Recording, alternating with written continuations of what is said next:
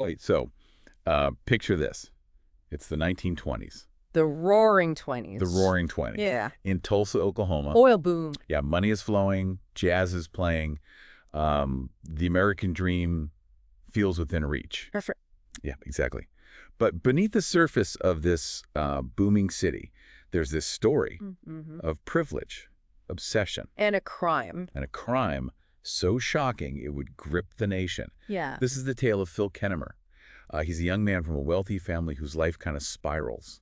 He goes from this troubled genius to convicted murderer. Mm. And that's what we're diving deep into today, right? Mhm. Unpacking all the events, the psychology, and the societal forces that kind of collided Yeah, all these things colliding in this one case. in this one captivating case. Absolutely. And I think this story resonates even decades later because it forces us to confront some uncomfortable truths Mm. about wealth, justice, and the shadows that can lurk beneath even the most Perfect facade. perfect facades. Yeah. So let's start at the beginning with Phil's early life.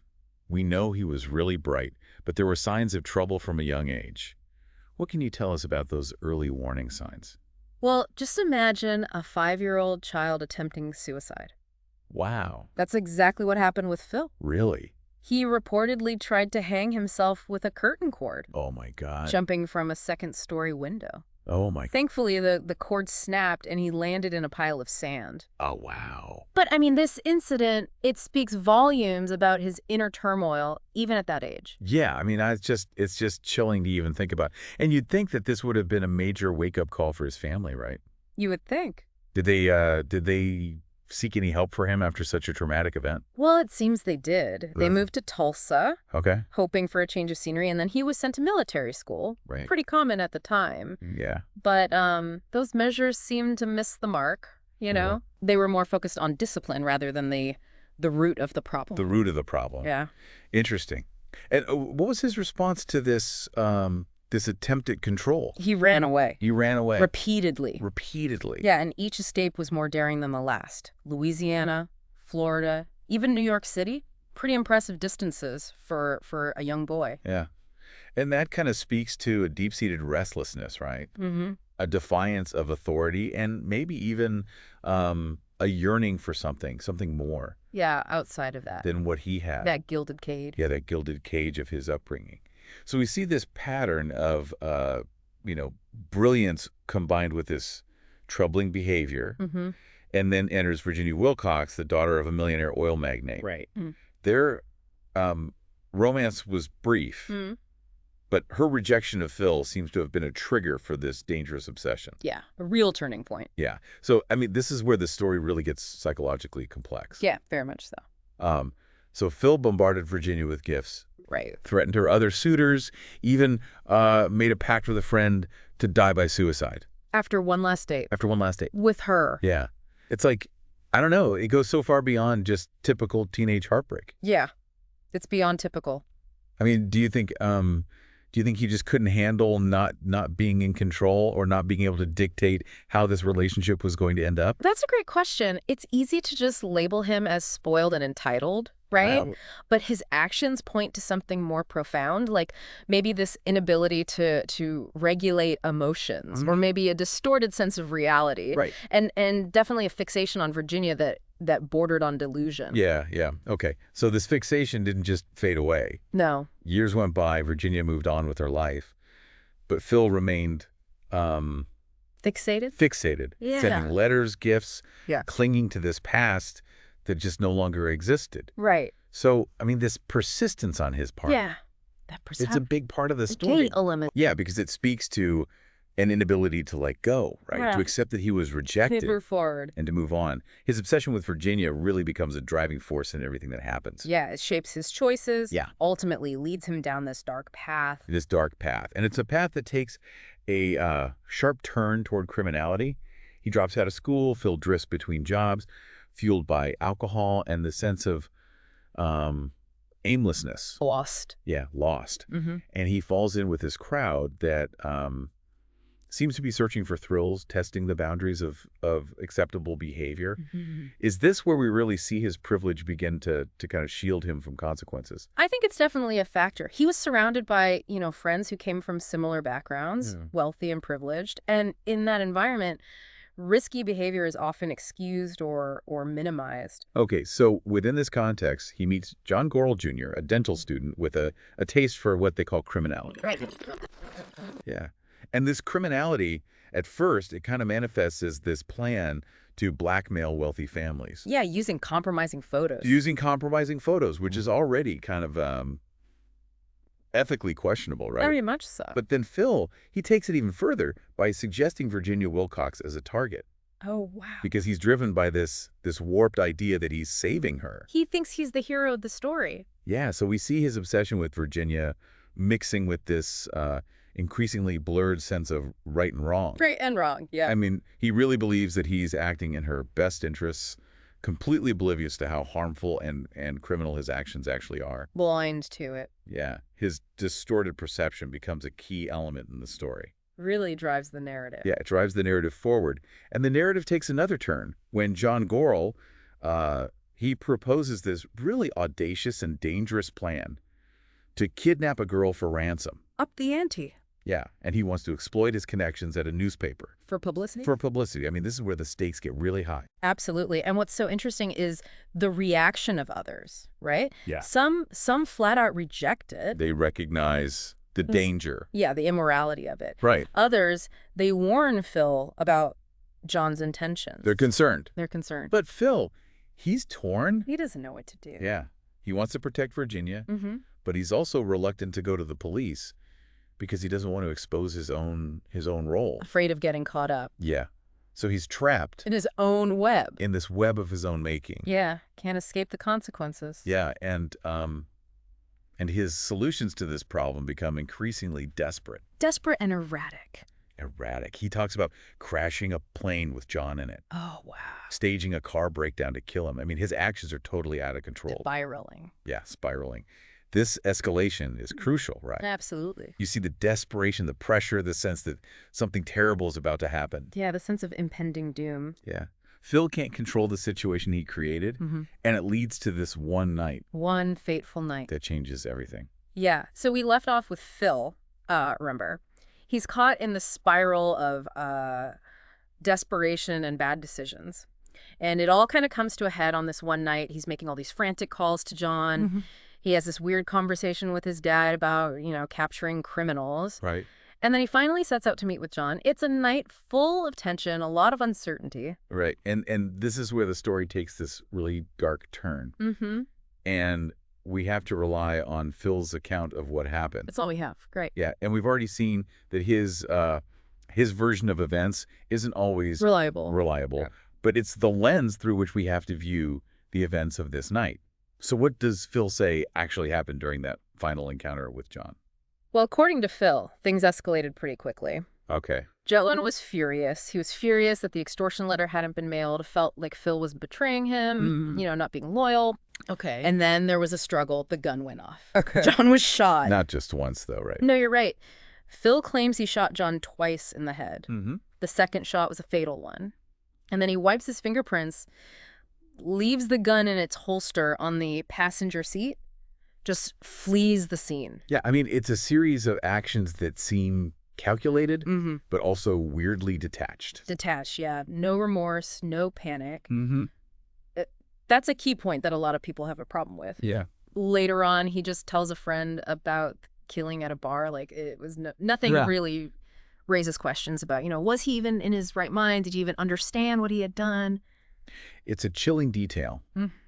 And it makes you wonder, like, were his actions planned, or was this something he just did in a moment of impulse? Mm-hmm. It seems that initially, nobody believed his confession. They didn't. Why was that? Well, his credibility, it was already shot. He was known for exaggerating, making stuff up. So people were skeptical. They just figured it was another one of his stories. Okay, so that would end up playing a big role in how the public saw the case Absolutely. and the challenges the prosecution would face. Mm-hmm. So Phil is out drinking, seemingly unfazed by what he's done. Right. The police are at the crime scene. Mm-hmm. Initially, they think it's a suicide, Mm-hmm. but that theory falls apart pretty quickly. Yeah, it That does. happens. Well, the gun, right, it's back in its holster. Yeah, That's not how it usually goes with a self-inflicted gunshot. makes sense. So the investigation shifts from suicide to murder. They're now looking for a motive, a suspect. Okay. And all eyes turn to Phil. How did they connect him to the murder? Well, it was John's friends in Kansas City. Okay. They remembered Phil. He introduced himself as Bob Wilson. Oh, wow. And they recalled his threats against John, saying he wanted to harm him. Oh. One friend, Floyd Huff, even remembers Phil talking about his plan to kill John in detail on their drive back to Tulsa. I mean, it's just wild that they had this information, Yeah, those direct threats. but didn't come forward sooner. It's a big question, right? Yeah. Why didn't they go to the police? Maybe they just thought he was drunk, just bragging. Mm-hmm. Maybe they were afraid to get involved. Right. Who knows? But their delay really highlights how complex human behavior can be Yeah. and how unreliable eyewitnesses can sometimes be.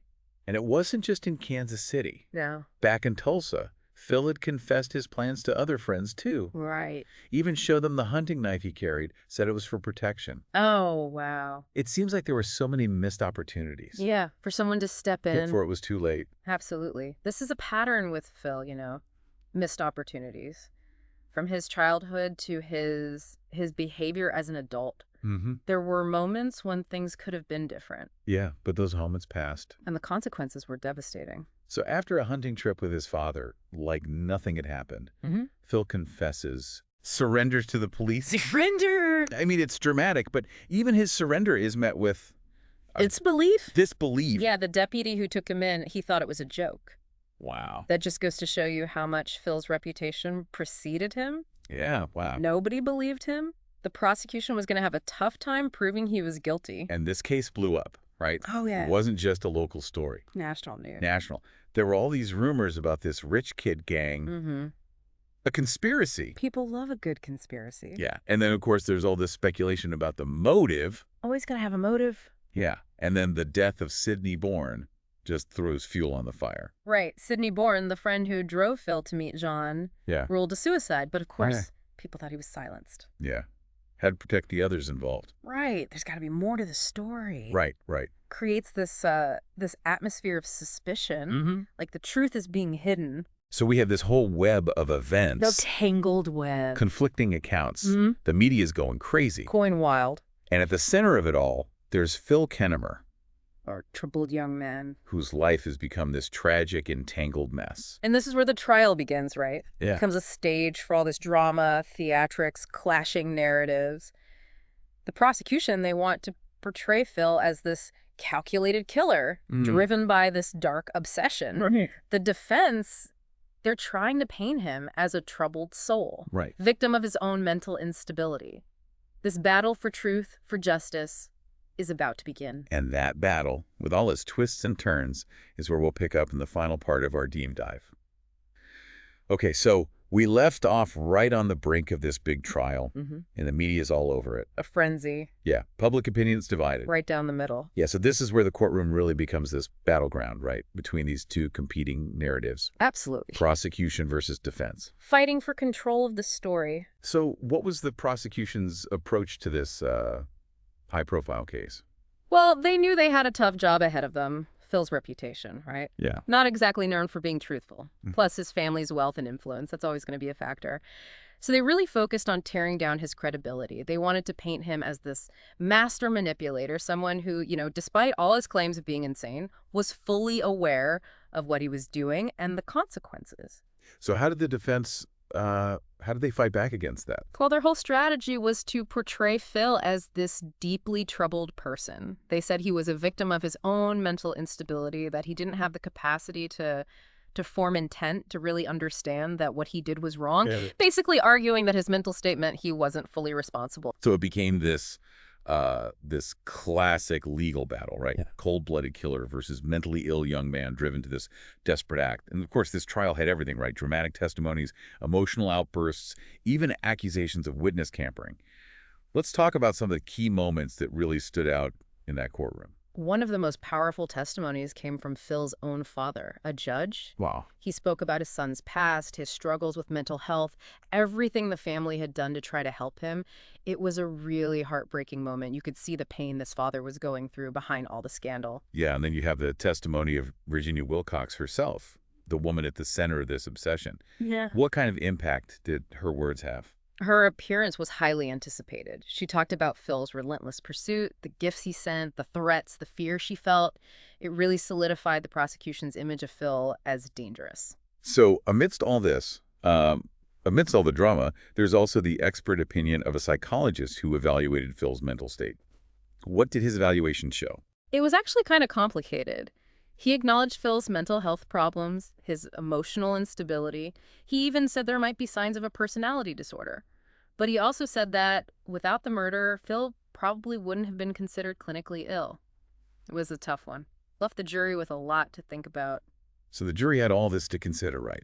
Emotional testimonies, legal arguments, expert opinions, plus all the media attention and public scrutiny. What did they decide? After a long deliberation, they found Phil guilty of first-degree manslaughter, Okay. a lesser charge than murder. So it seems like they recognized his mental health issues, but they still held him responsible for taking a life.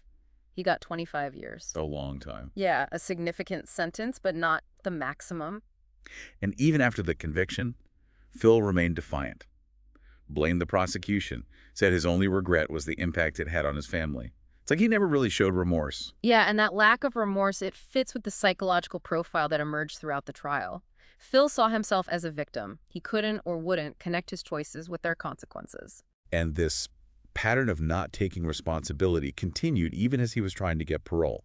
Then, of course, World War II breaks out, and he finds this unexpected path to freedom. An interesting twist. Yeah, so he's granted parole on the condition that he enlists and fights, Goes to war. joins the paratroopers, gets sent to France, dies in combat in 1944. A tragic end. Yeah, and right before he left, he said he hoped that the people who condemned him would see him differently. It's this really tragic end to a life that was just full of turmoil. It makes you think, right? About redemption, whether a final act of bravery can erase the past. Yeah, Phil Kennemer's story, it's complicated. Privilege, obsession, mental illness, violence, makes us think about the choices we make, how society shapes us, the line between victim and perpetrator. And justice and redemption. This deep dive, it's taken us on this emotional roller coaster, shock, disbelief, anger, sadness. But I think more than anything, it reminds us to think critically, to consider all sides of the story. Even in these really sensational cases, there are human beings at the heart of it all. Absolutely. And Phil's story shows us that justice is rarely simple. It's messy, full of gray areas, and it forces us to confront some hard truths about ourselves and the world we live in.